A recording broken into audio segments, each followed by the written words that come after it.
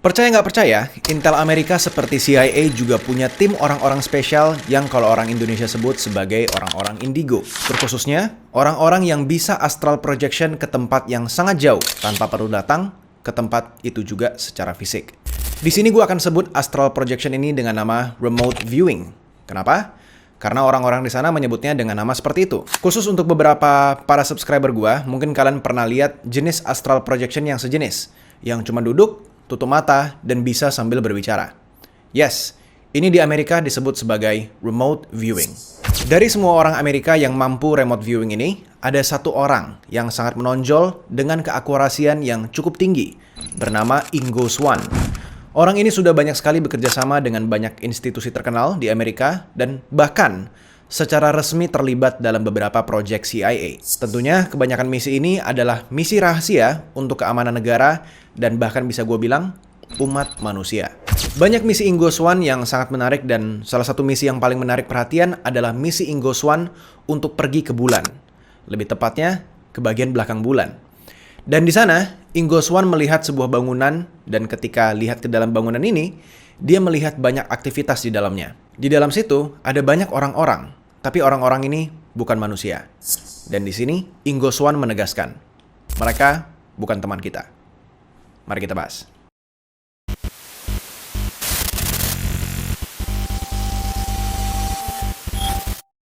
Halo semuanya, gue Josh Rafael Gultom, seorang lucid dreamer. Di sini gue banyak cerita tentang pengalaman hidup, cerita-cerita seru seperti lucid dreaming, dunia astral, konspirasi dunia, dan lainnya. Kalau kalian suka konten-konten seperti ini, boleh banget di-subscribe biar kalian gak ketinggalan video-video lainnya. Follow juga sosmed gue yang lain di Instagram atau TikTok dengan nama Josh Rafael juga. Kalian juga bisa bantu channel ini dengan sekedar komen apapun di bawah atau like video ini aja. Kalian bisa join membership channel ini dengan cara klik tombol gabung atau join di sebelah tombol subscribe. Seperti nama-nama orang ini, di sebelah sini. Yang sudah gabung membership, thank you so much guys yang udah mau gabung. Atau kalian juga bisa sawer gue lewat link Saweria atau dompet kripto yang ada di bawah. Oh ya, pengumuman terakhir.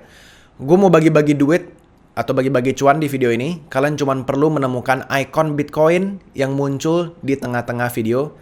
Seperti ini contohnya. Ini nggak termasuk ya, ini cuma contoh doang. Icon ini akan muncul 2 kali di sepanjang video dan kalian hanya perlu jawab warna 2 icon Bitcoin itu. Ditambah, kalian perlu menjawab pertanyaan yang ada di akhir video. Peserta yang beruntung akan gue transfer 50.000 cash langsung ke rekening kalian. So, jangan di skip-skip videonya, dan tanpa basa-basi lagi, kita mulai ceritanya.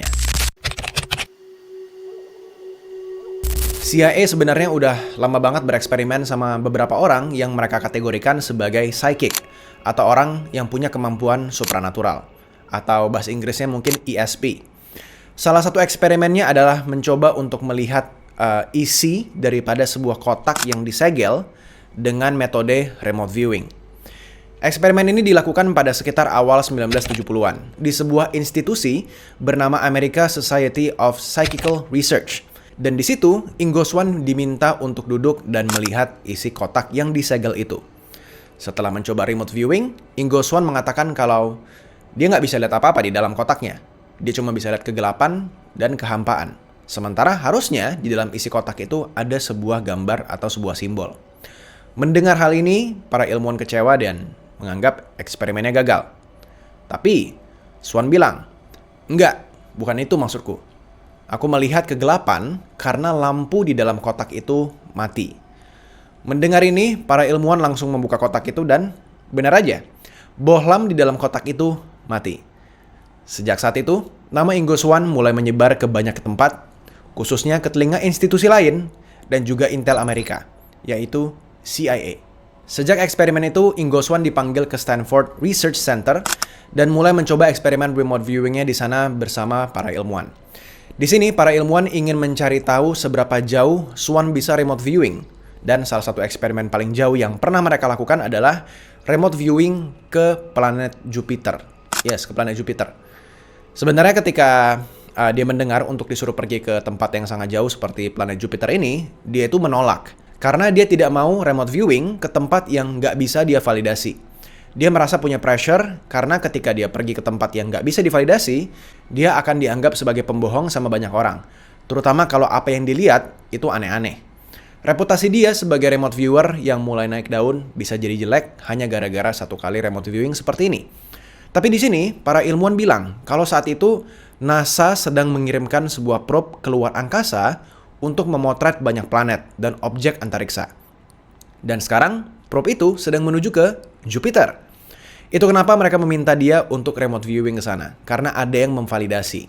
Setelah beberapa diskusi, akhirnya dia setuju dan ingat, di tahun 1970-an ini, kita hanya bisa melihat Jupiter itu cuma dari teropong, di bumi. Belum ada satupun objek antariksa buatan manusia yang bisa memotret Jupiter dalam jarak dekat, kecuali probe buatan NASA yang tadi gue sebutkan, yang sedang OTW ke sana. Di sini, ketika Ingo Swann mencoba untuk remote viewing, dia mengatakan bahwa dia bisa melihat ada beberapa spiral badai di permukaan Jupiter. Dia juga menyebutkan ada beberapa warna yang dia lihat di sana. Terus juga ada beberapa semacam kristal es di atmosfernya Jupiter. Beberapa orang yang mendengar ini bilang omongan Swann ini bukan karena remote viewing, tapi karena kita emang bisa melihat semua ini dengan teropong di bumi. Walaupun kita butuh teropong yang lebih canggih. Tapi ada satu hal yang bikin semua orang bingung, dan ini adalah hal baru. Ingo Swann bilang kalau dia melihat ada cincin tipis di Jupiter. Cincin yang mirip sekali dengan yang ada di Saturnus, tapi jauh lebih tipis dan jauh lebih kecil. Cincinnya ini berisikan asteroid-asteroid kecil dan debu-debu antariksa yang terbang mengelilingi Jupiter. Dan ketika probe NASA ini akhirnya mengirimkan foto Jupiter kembali ke bumi di tahun 1973 dan 1974, sayangnya cincin ini tidak terlihat sama sekali di foto. Tapi, 5 tahun kemudian, ada probe lain di tahun 1979 bernama Voyager terbang melewati Jupiter dan mengambil beberapa foto. Dan di foto ini, Jupiter punya cincin. Mungkin beberapa dari kalian bahkan nggak tahu kalau Jupiter ada cincin, karena emang cincin ini paling terkenal ada di Saturnus. Spoiler, out of context, sebenarnya di Uranus juga ada. Kalian bisa cek informasi seperti ini di Google sekarang, dan info ini sudah banyak tersebar sejak foto-foto dari Voyager tersebut. Nah, kembali lagi. Keakurasian Ingo Swann di sini jadi banyak menarik perhatian sama banyak orang. Dan salah satunya sudah pasti Intel Amerika, CIA. Sekitar tahun 1975, Ingo Swann akhirnya ditelepon tengah malam dari orang yang tidak dikenal sekitar jam 3 pagi. Dan mereka mengaku bahwa mereka adalah Intel Amerika. Di dalam telepon ini, dia diminta untuk datang ke salah satu museum di kotanya di pagi hari. Ketika dia sudah sampai di sana, benar, ada 2 orang kembar berpakaian rapih datang ke dia, dan mereka pun akhirnya berkomunikasi. Lucunya di sini, mereka nggak berkomunikasi langsung dengan berbicara, tapi dengan kartu yang sudah ditulis. Isi tulisan kartunya itu seperti misalnya, ikuti kami, jangan berbicara, kita harus cek pakaianmu, dan memastikan kamu nggak disadap. Setelah 2 orang kembar ini sangat yakin kalau Ingo Swann itu aman untuk diajak berbicara, mereka pun keluar dan berbicara di luar museum. Mereka pun bertanya kepada Ingo Swann ini, kalau dia akan dibawa pergi untuk bekerja di sebuah misi rahasia. Dan apakah dia mau ngelakuin ini? Lokasinya ini rahasia, dan bahkan dia sendiri tidak boleh tahu. Setelah berpikir cukup lama, akhirnya Ingo Swann pun setuju. Di sini Ingo Swann dibawa masuk ke dalam sebuah mobil, dan kepalanya ditutup kantong hitam. Dia dibawa pergi ke tempat yang sama sekali dia tidak tahu.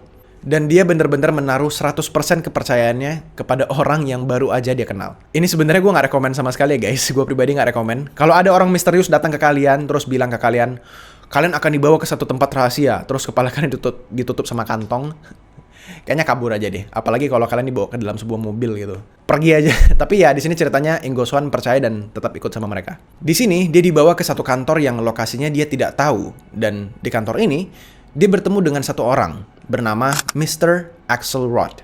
Di sini dia ditawarkan untuk bekerja sebagai seorang remote viewer untuk misi-misi rahasia CIA. Dia tidak boleh cerita tentang apapun yang terjadi kepada dia ke depan ini, setidaknya 10 tahun. Selama dia bekerja, selama beberapa hari ke depan, dia hanya boleh berada di fasilitas yang disediakan. Dia tidak boleh keluar dan tidak boleh berkomunikasi ke orang luar. Dia ditawarkan gaji sekitar $1.000 per hari di tahun 1970-an. Kalau kita rupiahin sekarang dengan inflasi, kira-kira itu sekitar 100 juta per hari sekarang. Dan cuma satu syarat yang diberikan sama Mr. Axelrod kalau dia menerima pekerjaan itu, yaitu dia tidak boleh bertanya pertanyaan apapun ketika pekerjaan ini dikerjakan. Tentu pas ditawarin hal seperti ini, Ingo Swann itu skeptis banget dan takut untuk mengambil tawaran ini. Tapi entah kenapa, karena entah dia juga karena penasaran atau karena karisma dari Mr. Axelrod ini, akhirnya diambil tawaran itu. Dan pekerjaan langsung dimulai besok paginya. Dan ini jadi misi Ingo Swann paling kontroversial yang dialami sepanjang hidupnya, remote viewing. Mr. Axelrod ini membawa Ingo Swann ke fasilitas untuk dia tinggal. Dan di sini dia dapat tempat yang cukup mewah. Ada kamar, tempat tidur, kamar mandi. Bahkan di sini juga ada gym dan kolam renang agar Ingo Swann ini terasa nyaman. Setelah bersiap-siap, mereka bertemu di satu ruangan dan langsung memulai remote viewing pertamanya. Di sini, Axelrod memintanya untuk pergi ke bulan. Dan saat itu juga, dia diberikan beberapa titik koordinat di atas permukaan bulan. Awalnya, tentu karena kebiasaan Ingo Swann menolak untuk datang ke tempat yang nggak bisa divalidasi, dia jadi skeptis. Tapi dia ingat, dia tidak boleh bertanya pertanyaan kali ini. Jadi kali ini, dia pergi ke bulan dan mengikuti beberapa titik koordinasi ini yang dikasih sama Axelrod. Kebanyakan tempat yang diminta Axelrod ini sebenarnya nggak ada yang spesial atau nggak ada yang signifikan. Dia cuma bisa lihat beberapa padang pasir putih dan beberapa kawah. Cuman ada permukaan-permukaan yang nggak rata dan ya yang kita bisa bayangin lah di bulan tuh kira-kira seperti apa. Tapi, semakin banyak tempat yang dia kunjungi, mulai ada vision aneh yang dilihat di beberapa lokasi tertentu. Ingo Swann mulai melihat ada jejak alat berat di permukaan bulan. Terlihat terlalu rapih dan lurus, seolah-olah itu adalah jejak mobil atau jejak alat berat. Lalu, dia juga melihat beberapa tempat seperti tergerus angin yang cukup lama. Padahal di bulan itu seharusnya nggak ada atmosfer sama sekali. Tapi dia di sini mengaku bahwa dia merasakan ada sedikit atmosfer di bulan. Seperti ada angin. Lalu dia masuk ke salah satu titik koordinat kawah yang ditunjuk sama Axelrod. Dan di sini, dia mulai kebingungan. Yang dia lihat ketika remote viewing, ada kabut hijau mengelilingi kawah itu. Kabut itu kayak seolah-olah berasal dari tempat yang Ingo Swann itu bahkan nggak bisa jelaskan. Dan terlihat kabut ini tuh seperti mengeluarkan cahaya. Dan cahayanya itu terdifusi. Atau istilah sinonimnya mungkin merata ke semua tempat. Bahasa Inggrisnya diffused gitu. Dan ini tuh nggak mungkin terjadi kalau misalnya di bulan itu nggak ada atmosfer. Kita butuh atmosfer untuk bisa bikin efek cahaya seperti itu. Dan di area kawah itu, dia mengaku melihat tempat yang bentuknya seperti bandara. Jadi tempatnya itu besar banget dan banyak bangunan-bangunan tinggi, ada tower-tower, jejak-jejak alat berat, bahkan ada jembatan dan beberapa mesin. Terlihat sekali bahwa tempat ini bukan alami dan pernah ada aktivitas ramai di sana. Ada juga lubang-lubang di tanah dengan bentuk yang bulat sempurna, seolah-olah ini digali menggunakan mesin berat atau semacam bor. Dan di beberapa gedung itu juga terlihat ada cahaya yang keluar dari beberapa lubang di gedung itu, kayak jendela gitu. Di sini, Ingo Swann akhirnya mendekati satu struktur bangunan kompleks yang bentuknya itu seperti beberapa kubah. Dan di kubah itu ada jendelanya, ada lubang-lubangnya.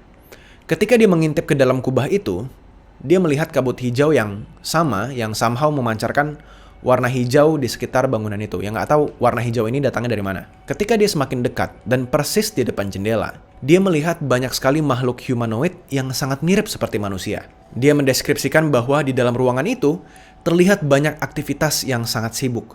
Mereka terlihat sedang bekerja dan terlihat super sibuk. Benar-benar keliling ke sana, keliling sini. Lalu tidak berapa lama ketika dia sedang melihat aktivitas alien-alien ini, mulai ada 1, 2, 3 alien itu tiba-tiba berhenti dan diam. Dan efek ini berantai kayak yang lain. Sekarang ada 4, 5, 6, 7, 8 hingga semua alien di dalam ruangan itu tiba-tiba diam mematung. Semuanya perlahan-lahan melihat ke arah jendela dan menatap mata Ingo Swann. Kesadaran Ingo Swann yang masih berada di satu ruangan dengan Axelrod ini mulai berbicara dan dia mulai ngerasa panik. Dan dia bilang, mereka bisa melihatku. Dan di sini ketika Mr. Axelrod mendengar ini, dia langsung berkata dengan kalimat yang firm, dengan tegas tapi juga cukup lembut. Dia bilang di situ, tinggalkan tempat itu sekarang juga. Balik sekarang. Balik. Lalu Ingo Swann pun berkata lagi, sekarang orang-orang itu sedang menunjuk ke arahku. Dan di sini Axelrod semakin tegas berkata, segera balik sekarang juga dan tinggalkan tempat itu sekarang. Ingo Swann akhirnya mengembalikan kesadarannya ke kantor bersama Axelrod dan kalimat pertama yang dilontarkan sama Ingo Swann adalah, kamu tahu dari awal kan kalau mereka ini psychic, mereka ini ESP. Dan tanpa menjawab pertanyaannya, Axelrod berkata, eksperimennya selesai. Kamu boleh pulang. Singkat cerita, setelah beberapa bulan kemudian, Ingo Swan ini bertemu kembali dengan asisten Axelrod yang si dua kembar itu. Mereka kali ini ketemuan di satu stasiun publik. Di sini Ingo Swan berteleponan dengan Axelrod dengan telepon umum. Dan mereka berbicara mengenai persentase akurasi remote viewing Ingo Swan. Ingo Swan bilang, kalau sekarang akurasinya itu sudah mau mencapai 65%. Dan setelah itu, Axelrod juga bilang, kalau benar akurasimu sudah sampai 65%, tulis di atas kertas dan tinggalkan kertas itu di atas meja kerjamu. Kita akan berjumpa kembali.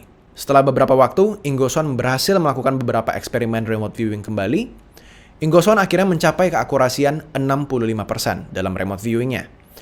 Di sini dia agak ragu-ragu sebenarnya untuk menuliskan kertas dan taruh di atas meja. Tapi akhirnya setelah berpikir panjang, dia mengambil kertas, dia menuliskan, akurasi remote viewingku sudah sampai 65%.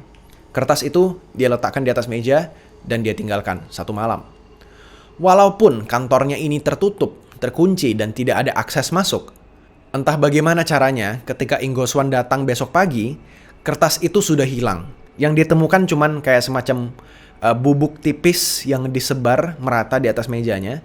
Terus semacam ada tulisan yang dituliskan di atas bubuk itu. Ada dua kata kecil di situ. Tulisannya adalah expect contact atau ekspektasikan kita akan bertemu kalau dalam bahasa Indonesianya. Setelah beberapa hari kemudian, ketika dia sedang bekerja di sebuah universitas, di sebuah pekerjaan dia yang normal, dia datang ke kantin untuk makan. Dan somehow, tiba-tiba Axelrod itu ada di sana. Dia sedang duduk dan menunggu Ingo Swan. Mereka berjabat tangan dan mereka mulai berbicara. Axelrod bertanya sama dia, kamu bisa pergi nggak selama 3-4 hari meninggalkan pekerjaanmu? Dan di sini dia bilang, oke, itu bisa kita atur. Axelrod melihat Ingo Swan dengan tatapan wajah ragu sebenarnya. Dan dengan wajah ragu, dia menanyakan sebuah pertanyaan. Kamu pernah lihat UFO nggak? Beberapa hari kemudian, mereka terbang dengan private jet. Dan kali ini mereka terbang ke utara yang diduga sama Ingo Swan adalah Alaska. Dia tidak tahu sama sekali mereka akan pergi kemana. Mereka tiba di tengah malam, di situ gelap dan juga sepi. Mereka masuk ke dalam sebuah mobil, dan di dalam mobil itu tentu ada dua kembar yang aneh itu tadi. Jadinya total mereka ada berempat di sana. Ketika mereka sudah masuk mobil, dia diberikan pakaian anti thermal untuk digunakan, dan mereka semua mengganti baju menjadi baju thermal. Dan di sini, dia diminta untuk mengeluarkan apapun yang ada di pakaiannya yang wujudnya tuh ada metalnya. Nggak boleh ada besi, logam, atau apapun yang aneh-aneh. Di sini mereka pergi menggunakan mobil cukup lama ke arah yang Ingo Swan sendiri nggak tahu. Mereka akhirnya berhenti di sebuah tempat random dan mereka turun.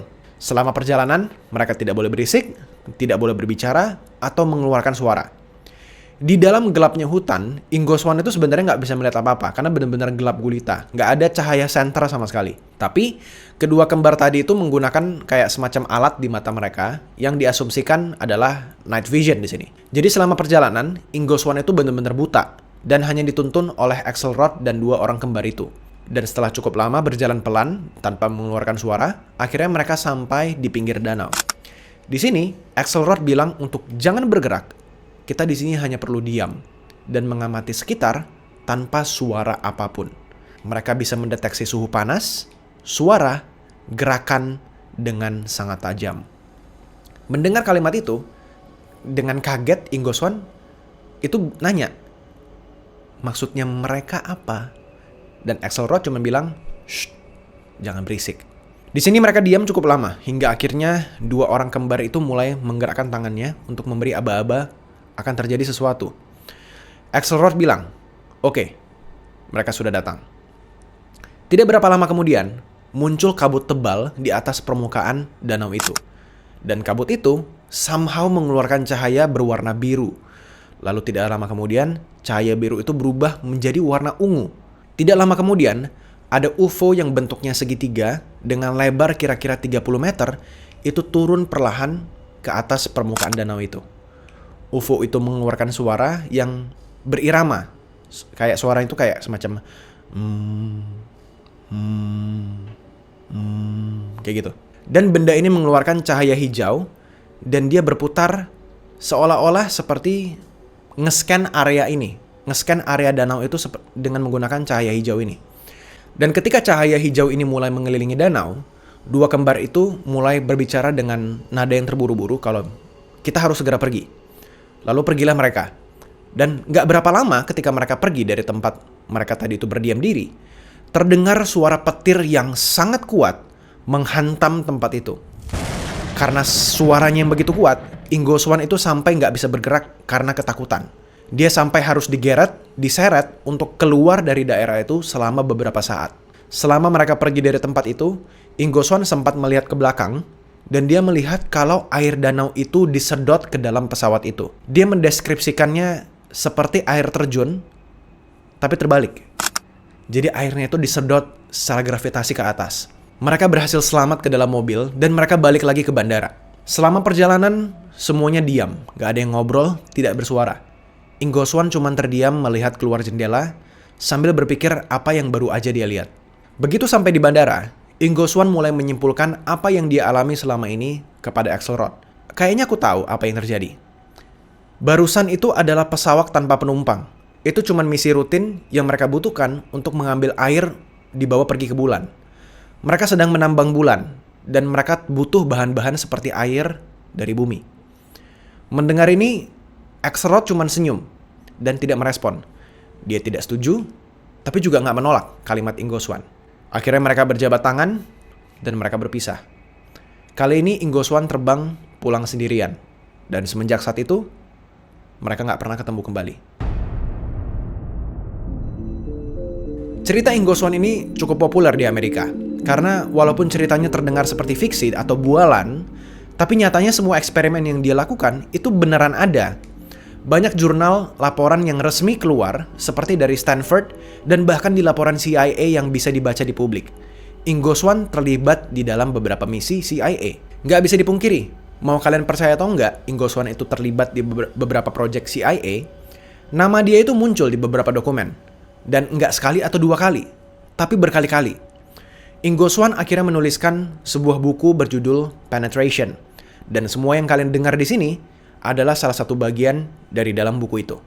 Kalian bisa coba baca bukunya dan kalian bisa beli e-booknya atau buku fisiknya secara online. Ingo Swan bukan orang yang nyentrik atau punya rekor medis kelainan jiwa atau semacamnya. Enggak. Dia ini orang normal, orang berpendidikan. Banyak orang yang kenal dengan dia itu percaya 100% dengan apa yang dia bilang. Walaupun kedengarannya banyak visionnya yang nggak masuk akal. Ingo Swan ini terlihat sangat meyakinkan setiap kali dia menceritakan itu semua. Dia juga eksplisit bilang ke publik kalau nggak semua hasil remote viewingnya itu akurat. Pasti ada yang salah. Tapi sekalinya benar, ini membuat para ilmuwan dan orang biasa seperti kita jadi skeptis. Kita sekarang masuk ke ranah pseudoscience, tapi science yang bisa dibuktikan. Jujur aja ya, kalau gue pribadi, gue percaya sama dia kalau Ingo Swan itu nggak berbohong. Dia beneran melihat apa yang dia lihat di visionnya. Dia menceritakan semuanya apa yang dia lihat dari visionnya. Tapi kita nggak akan pernah tahu apakah yang dia lihat itu asli atau enggak. Terutama saat visionnya itu nggak bisa kita konfirmasi. Seperti apa yang terjadi di bulan.